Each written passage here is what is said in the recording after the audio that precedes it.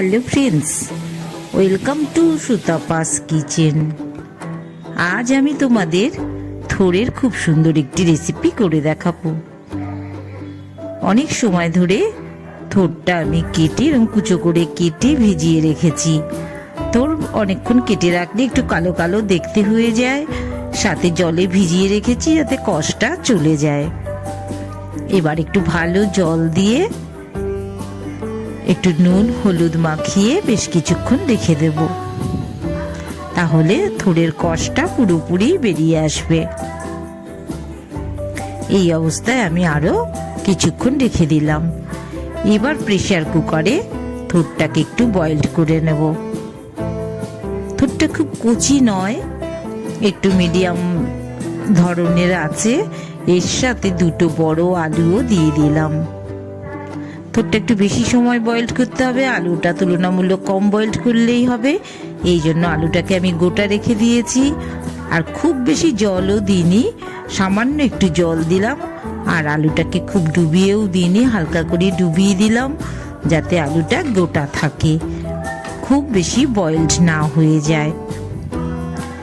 এদিকে দেখো কতগুলো পেঁপে এরকম টুকরো করে কেটে নিয়েছি। পেঁপেটাও একটু গ্রেট করে নেব। থোরে ভরপুর আয়রন থাকে, আমরা সবাই জানি। এই যে গ্রেট করে নিয়েছি, দেখিয়ে দিলাম। থোরে ভীষণ আয়রন থাকে, তাতে আমাদের একটু অনেকেরই কোষ্ঠকাঠিন্যের একটু অসুবিধে হয়ে যায়। সাথে এই পেঁপে মিশিয়ে এত মজাদার রেসিপি, ভীষণ সুন্দর রেসিপি, সবাই ফলো করো, ভীষণ ভালো লাগবে। কিছুটা তেল দিয়ে দিলাম। তেলটা গরম হয়ে আসলে এই বাদামগুলো আমি ভেজে তুলে নেব। হয়ে গেছে, একটু লাল লাল করে বাদামটা ভেজে নিয়েছি।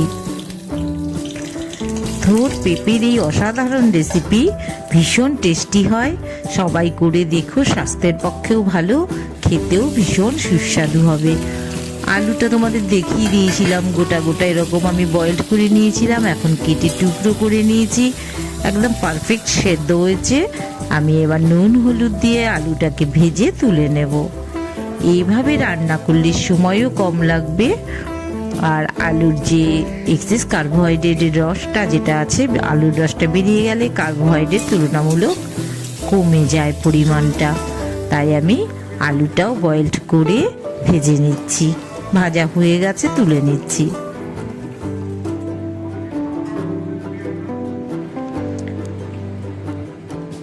আবারও একটু তেল দিয়ে দিলাম, তেলটা গরম হয়ে এসছে। এবার আমি 7-8 কোয়া রসুন থেতো করে রেখেছিলাম, রসুন থেতোটা দিয়ে দিলাম, একটা তেজপাতা দিলাম, দুটো শুকনো লঙ্কা দিলাম। এগুলো ফোড়নে একটু ভালো করে ভেজে নিচ্ছি। এই যে দেখো, তোমাদের দেখিয়ে দিলাম, পেঁপেটা এইভাবে করে আমি মিক্সিতে পেস্ট করে নিয়েছি। থোরটা যেটা আমি বয়েলড করে নিয়েছি, থোরটা একটু খুব কচি থোর নয়, এটাকে আমি গ্রেট করে নেব। আজকে একদম ভিন্ন স্টাইলের একটি রান্না করে দেখাবো, ভীষণ টেস্টি রেসিপি।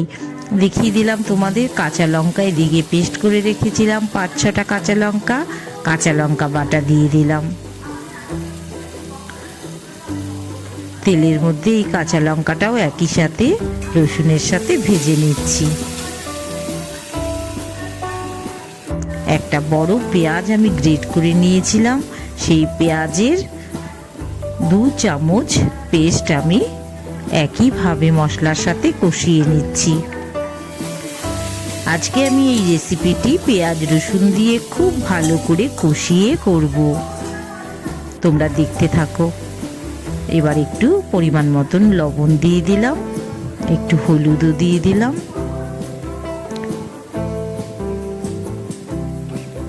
হাফ চামচ ধনের গুঁড়ো, হাফ চামচ জিরের গুঁড়ো। পেঁয়াজ রসুনে রান্না করছি, অন্যান্য মশলাগুলো খুব বেশি দেবার দরকার নেই। হাফ চামচ করে ধনের গুঁড়ো জিরের গুঁড়ো আমি দিয়ে দিয়েছি। ভালো করে কষিয়ে নিচ্ছি আমি মশলাটা। এবার আমি যেটা থোরটা গ্রেট করে রেখেছিলাম, প্রথমে এটা একটু একদম মিহি গ্রেট করিনি, একটু দানা ভাব আছে, সেটাকে প্রথমে মিশিয়ে দিলাম। পরেরটা আরেকটু পেস্ট করা আছে বেশি করে, সেটা পরে মেশাবো। এই যে সামান্য দানা দানা ভাব আছে, এটাকে আমি প্রথমে মিশিয়ে নিলাম। মশলার সাথে খুব ভালো করে আমি কষিয়ে নেব।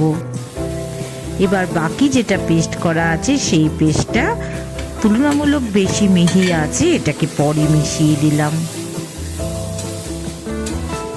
মশলার সাথে এই যে থোরের পেস্ট, এটাকে খুব ভালো করে কষিয়ে নেব যাতে কোনো রকম কাঁচা ভাব না থাকে। যদিও আমি শুরুতেই বয়েলড করে নিয়েছি, বয়েলড করে তারপর আবার পেস্ট করলাম।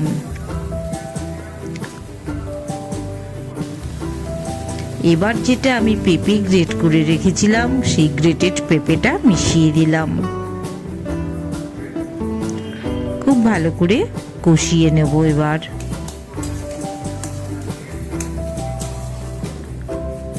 থোর পেঁপে এভাবে করলে একদম অন্য ধরনের রেসিপি হবে।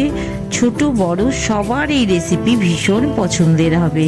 এবার যেটা পেঁপের গ্রেটের যেটা জলীয় ভাবটা যেটা রয়েছে জল জলে, সেটা আমি পরে বাকিটুকু মিশিয়ে দিলাম।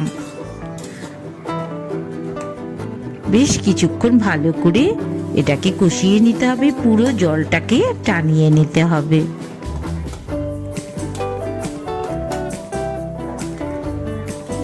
অনেকটাই আমার টেনে এসছে। এবার আমি আলুগুলো, ভেজে রাখা আলুগুলো দিয়ে দিচ্ছি। আমার আলুগুলো বয়েলড করাও আছে, আর খুব বেশি বয়েলড করতে হবে না। রেসিপির একদম শেষের দিকেই আমি আলুগুলো মিশিয়ে দিলাম। এভাবে রসুন পেঁয়াজ দিয়ে থোর পেঁপের মিলিতভাবে যে রেসিপিটা করছি, এটা কিন্তু ভীষণ মুখরোচক। এবার ভেজে রাখা বাদামটাও মিশিয়ে দিচ্ছি।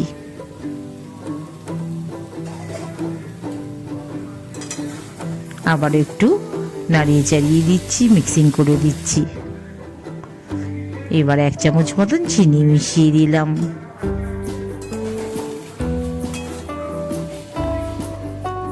একদম আঠা আঠা করে রেসিপিটা রেডি করে নিয়েছি। 1/2 চামচ ঘি উপর থেকে ছড়িয়ে দিলাম। একটু গরম মশলাও দিয়ে দিলাম, সামান্য একটু গরম মশলা দিয়ে দিলাম। আমার রেসিপিটা রেডি হয়ে গেছে। সুতাপাস কিচেনের এরকম দারুণ দারুণ রেসিপি পেতে হলে তোমাদের অবশ্যই চ্যানেলটিকে সাবস্ক্রাইব করে দিতে হবে। আর রেসিপিটা ভালো লাগলে তোমরা অবশ্যই লাইক করে দিও আর শেয়ার করে দিও। এই যে দেখো, আমি একটি সার্ভিং বোলে নামিয়ে নিচ্ছি। আবারও মনে করিয়ে দিচ্ছি, একটি লাইক করে দিও, চ্যানেলটিকে সাবস্ক্রাইব করে দিও। আবারও নতুন নতুন রেসিপি নিয়ে আমি চলে আসবো। দেখা হবে।